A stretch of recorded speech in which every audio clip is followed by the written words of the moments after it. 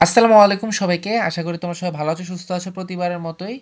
So তোমাদের সাজ্জাদ ভাই আবারও চলে আসলাম এইবার 2025 সালের ক্লাসগুলো নিয়ে। তো অষ্টম শ্রেণীর মূলত গণিত ক্লাসের প্রথম অধ্যায় প্যাটার্নে তোমাদের সবাইকে স্বাগতম। সো আজকের ক্লাসে আমরা মূলত প্রথম অধ্যায় প্যাটার্ন নিয়ে আলোচনা করব। সো চলো শুরু করা যাক। তো আমরা যদি প্রথমেই দেখিনি, আমরা দেখব যে কি, আমরা একটা কলম সিলেক্ট করে ফেলি। হ্যাঁ, সো ওই যে প্রথম অধ্যায় প্যাটার্ন। সো বৈচিত্র্যময় প্রকৃতি, নানা ধরনের প্যাটার্নে ভরপুর, মানে আমাদের আশেপাশে যেখানে বিভিন্ন জায়গায় কিন্তু আমরা প্যাটার্ন দেখে থাকি আমাদের জীবনযাত্রায় আর কি, মানে দৈনন্দিন জীবনে। প্রকৃতির এই বৈচিত্র্য আমরা গণনা ও সংখ্যার সাহায্যে উপলব্ধি করি।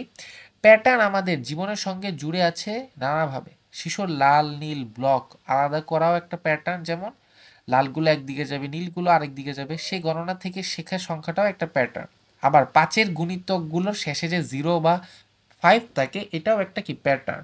সংখ্যা প্যাটার্ন চিনতে পারা একটা গাণিতিক সমস্যা সমাধানে দক্ষতা অর্জনের গুরুত্বপূর্ণ বিষয়। আবার আমাদের পোশাকে নানা ধরনের বাহারি নকশা, বিভিন্ন ধরনের স্থাপনার গায়ে বিভিন্ন নকশা থাকে, যে এগুলো একটা প্যাটার্ন, যেগুলোকে আমরা জ্যামিতিক প্যাটার্ন বলে থাকি। সো এই অধ্যায়ে মূলত আমরা কি সাংখ্যিক ও জ্যামিতিক প্যাটার্ন নিয়ে আলোচনা করব। তো আমরা যদি একটু প্রথমে দেখি 1.1 পার্টে, যে নিচের প্রথম চিত্রের টাইলসগুলো লক্ষ্য করো, এগুলো একটা প্যাটার্নে সাজানো আছে। এখানে প্রতিটা আড়াআড়ি টাইলসের পাশের টাইলসটা লম্বালম্বিভাবে সাজানোর এই নিয়মটি একটা প্যাটার্ন সৃষ্টি করেছে। মানে কি, প্রথম চিত্রে তুমি যদি একটু খেয়াল করে দেখো, প্রথম এই যে এই টাইলসটাতে কিন্তু দাগটা দেখছো বেঁকা করে দেওয়া, তাই না?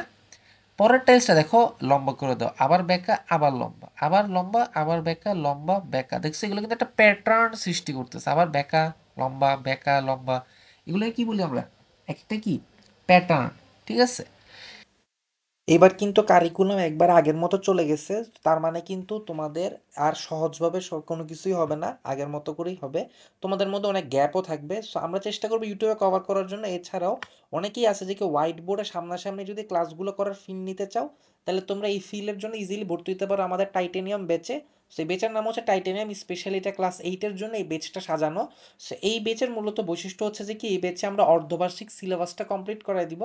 রেকর্ডেড হোয়াইট বোর্ডের যে ক্লাসগুলো হবে, এগুলোতে মূলত হচ্ছে যে কি, বইয়ের পেজ না, মূলত হচ্ছে একেবারে হোয়াইট বোর্ডে এসে তোমাদের কোচিং সেন্টারে গেলে বা স্কুলে গেলে যেরকম তোমাদের সামনে দেখো টিচার পড়াচ্ছে, একইভাবে ওরকম পড়ানো হবে। এবং একই সাথে সপ্তাহে থাকবে 3টা লাইভ ক্লাস, যেখানে তোমরা যুক্ত হয়ে তোমাদের প্রবলেম সমাধান করতে পারবে আমাদের থেকে। একই সাথে প্রতি সপ্তাহে থাকবে পরীক্ষা এবং মেরিট লিস্ট, যতটুকু পড়ানো হয়েছে তার ভিত্তিতে, এবং থাকবে স্কোরিং সিস্টেম, যেটাতে মানে তুমি পুরো বাংলাদেশের মধ্যে যতগুলি স্টুডেন্ট আমাদের সাথে যুক্ত আছে, সেই স্টুডেন্টদের মধ্যে তোমার র্যাঙ্কিং কততম তুমি সেটাও জানতে পারবে এই পরীক্ষাগুলোর মাধ্যমে, যেগুলো প্রতি সপ্তাহতেই হবে। এবং একই সাথে থাকবে কি, চ্যাপ্টার ভিত্তিক স্পেশাল সাজেশন এবং নোট। সো কোর্স সিস্টেমে যদি আমরা তাকে আমরা কি দেখব, যে তোমার প্রথম 100 জন যারা ভর্তি হবে আমাদের কোর্সে এখন থেকে শুরু করে, তাদের কিন্তু মাসিক ফিটা শুধুমাত্র 700 টাকা দিতে হবে। অর্থাৎ এই মাসে 700 দিবে, পরের মাসে আবার 700 দিবে, এরকম করে দিলেই হয়ে যাবে। এরপরে তোমাদের হচ্ছে যে কি, এখানে শুধুমাত্র কি ইংলিশ, ম্যাথ, সায়েন্স সবচেয়ে বেশি ইম্পর্টেন্ট যে সাবজেক্ট, এগুলোর উপরে নজরদারিতে হোয়াইট বোর্ডে পড়ানো হবে। এর রেগুলার ফিটা হচ্ছে কি 1000 টাকা। অর্থাৎ 100 জনের পরে যদি তোমরা দেরিতে ভর্তি হও, তাহলে তোমাদের ফিটা 1000 টাকা হয়ে যাবে। আর 4 মাসের প্ল্যান যদি তুমি একসাথে নাও, মানে কি 4 মাসের টাকা যদি তুমি একবারে দিতে চাও, তাহলে তোমার মনে করো যে 1 মাস দিলে যদি 700 টাকা হতো, তাহলে তুমি জানোই যে 4 সাথে কিন্তু 2800 টাকা পড়তো তোমার প্রতি মাসেটা যদি প্রতি মাসে দাও। কিন্তু তুমি যদি 4 মাসেরটা একবারে নিয়ে ফেলো, তাহলে তোমার শুধুমাত্র 1500 টাকা দিলেই হবে। এবং এই 1500 টাকাতেই তুমি ইংলিশ, ম্যাথ, আইসিটি 4 মাসের, অর্থাৎ অর্ধবার্ষিক পরীক্ষা পর্যন্ত পুরোটা সিলেবাসই কমপ্লিট করায় দেওয়া হবে তোমাদেরকে। সো এরপরও যদি তোমরা আরও বিস্তারিত জানতে চাও এই বেচ থেকে, তোমরা অবশ্যই এই হোয়াটসঅ্যাপে এই নাম্বারে তোমরা মেসেজ দিবা, তাহলে তোমরা কোর্সের বাকি সব ডিটেলস, কীভাবে ভর্তি হতে হবে, কীভাবে টাকা দিতে হবে, আর কোনো কিছু যদি তোমাদের ডিটেলস জানা দরকার হয়, তোমরা অবশ্যই জানতে পারবা। তো চলো আমরা আবার আমাদের ক্লাসে ফেরত যাই। আচ্ছা, এরপরে দ্বিতীয় চিত্রে কতগুলো সংখ্যা ত্রিভুজ আকারে সাজানো আছে। সংখ্যাগুলোর একটা বিশেষ নিয়ম মেনে নির্বাচন করা হয়েছে। নিয়মটা হলো, প্রতি লাইনের শুরুতে ও শেষে এক থাকবে। দেখো তো, প্রতি লাইনের শুরুতে শেষে এক আছে, আবার এটারও এক, শেষে এক, শুরুতে এক, এগুলো আছে, তাই না? তো সংখ্যাগুলো একটা বিশেষ নিয়ম তো। আচ্ছা, এবং উপরের সারির দুটির পাশাপাশি সংখ্যার যোগফলের সমান। মানে তুমি যদি একটু খেয়াল করে দেখো, যোগফল সাজানোর এই নিয়মকে একটা প্যাটার্ন সৃষ্টি করছে। মানে তোমাদেরকে একটু জুম করে দেখাই, এটা একটু বেশি জুম হয়ে গেল। হ্যাঁ, তুমি যদি এইটা খেয়াল করো, তুমি এখানে কি দেখবা যে প্রথমে এক লেখা, তাই না? প্রথমে একবার উপরে একটা বক্স, এরপরে দুইটা বক্স হচ্ছে, ওইগুলোকে ভেঙে এক এক লেখা, ঠিক আছে? এরপরে তিনটা বক্স হচ্ছে, আর এখানেও এক এখানেও এক, কিন্তু মাঝখানে কি উপরে যে এক আর এক যোগ করে কত আসতেছে? দুই না? দুই লেখা। তুমি যদি এর এই বক্সের নিচেরটা দেখো, তুমি আবার কি দেখতেছো? এখানে এখানে তিনটা বক্স ছিল, এখানে চারটা বক্স হয়ে গেছে, তাই না? চারটা বক্স হওয়ার পরে ওই আবার দুই পাশে এক, আর মাঝখানে আমি লিখতেছি কি দুই আর এক যোগ করে তিন, দুই আর এক যোগ করে তিন। বুঝতে কি পারতেছো ব্যাপারটা? না বুঝলে সমস্যা নেই, আমি আরেকবার তোমাদেরকে একটু এঁকে বোঝানোর চেষ্টা করি, যদি আঁকা তো সুন্দর হবে নাকি জানি না, বাট তুমি যদি একটু খেয়াল করো, এখানে ধরো এটা একটা বক্স আঁকলাম, এই বক্সের মধ্যে আমরা ধরো লিখলাম কি এক, পরের বক্স যেটা হবে ওইটাতে কি হবে? কটা হবে? দুইটা হবে, ঠিক আছে? দুইটার মধ্যে আবার এক এক, এরপরের বক্স কয়টা হবে? তিনটা, ঠিক আছে? সো ধরো এক দুই, ঠিক আছে, এক দুই তিন, তাই না?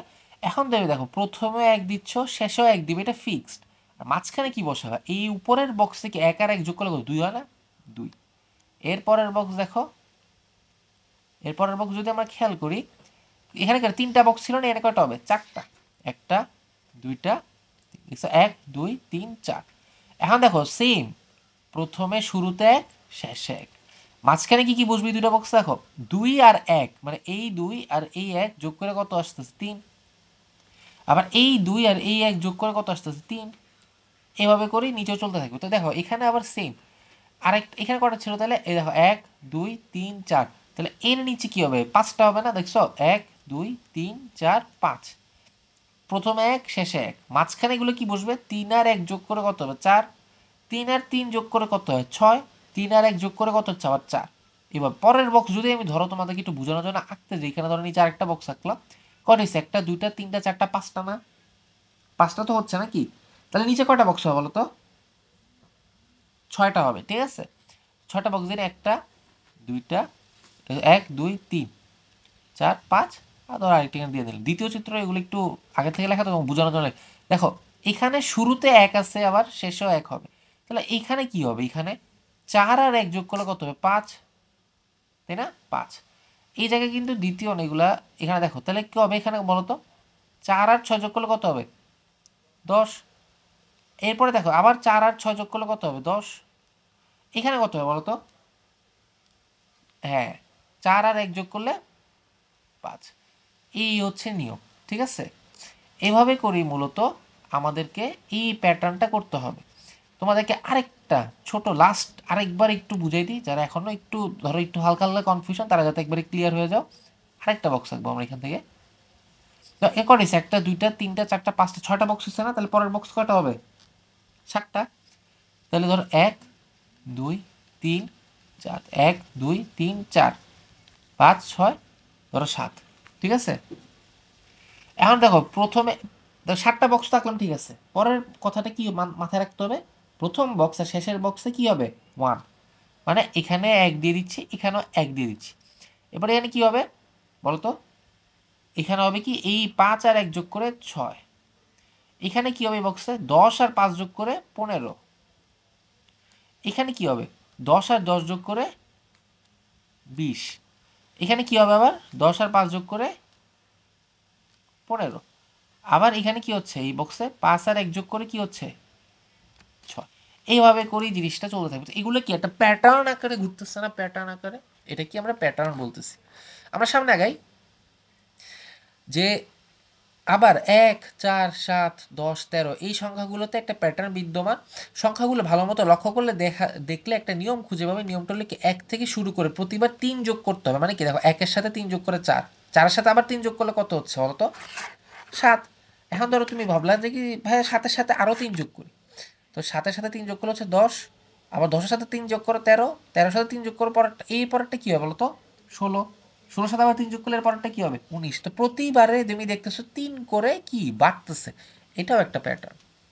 সেটা কি নিয়মটা হলো যে এক তিন যোগ করলে এটা উদাহরণ, আরেকটা উদাহরণ কি বলতে পারি, দুই চার আট 16 32, এটাতে প্রতিবার দ্বিগুণ হচ্ছে, মানে কি দুইয়ের দ্বিগুণ, তাহলে কত হবে? দুই দুগুণা চার, তাই না? 4-এর দ্বিগুণ মানে কি 4 দুগুণে 8, আবার 8 দুগুণে কত 16, 16 দুগুণে 32, 32 দুগুণে কি হবে 64, 64 দুগুণে কত হবে 128, তাই না? এভাবে করেই কি আমাদের প্যাটার্ন দেখতে হবে। আচ্ছা, আশা করি এতটুকু ক্লিয়ার হয়ে গেছো। সো পরবর্তী ক্লাসে আমরা মূলত এই 1.2 স্বাভাবিক সংখ্যার প্যাটার্ন থেকে শুরু করব। তো আশা করি ভিডিওটা ভালো লাগছে। ভিডিওটা ভালো লাগলে অবশ্যই লাইক দিবা, শেয়ার করবো তোমার বন্ধুদের সাথে, যাতে করে তারা এই ক্লাসগুলো করে লাভবান হতে পারে। এবং আমাদের যে ব্যাচের শুরু করতেছি আমরা সামনের মাস থেকে, এটাতে চাইলে তোমরা এখনই ভর্তি হয়ে থাকতে পারো। সামনের মাস থেকে এখানে ক্লাস শুরু হবে, এগুলো বিস্তারিত আমি অলরেডি বলেই ফেলছি ভিডিওতে। আর অবশ্যই অবশ্যই চ্যানেলটা সাবস্ক্রাইব করো, যাতে করে পরবর্তীতে এই যে ফ্রি ক্লাসগুলো, এগুলো কিন্তু এই যে এখন যে এরকম এভাবে পড়াচ্ছি না, এই ফ্রি ক্লাসগুলো ফ্রি থাকবে একবারে, সব কিছু A to Z আমরাই কমপ্লিট করে দেবো ফ্রিতে আমাদের এই ইউটিউব চ্যানেলে। সো অবশ্যই চ্যানেলটাকেও সাবস্ক্রাইব করবা। দেখা হচ্ছে পরবর্তী ভিডিওতে। আল্লাহ হাফিজ।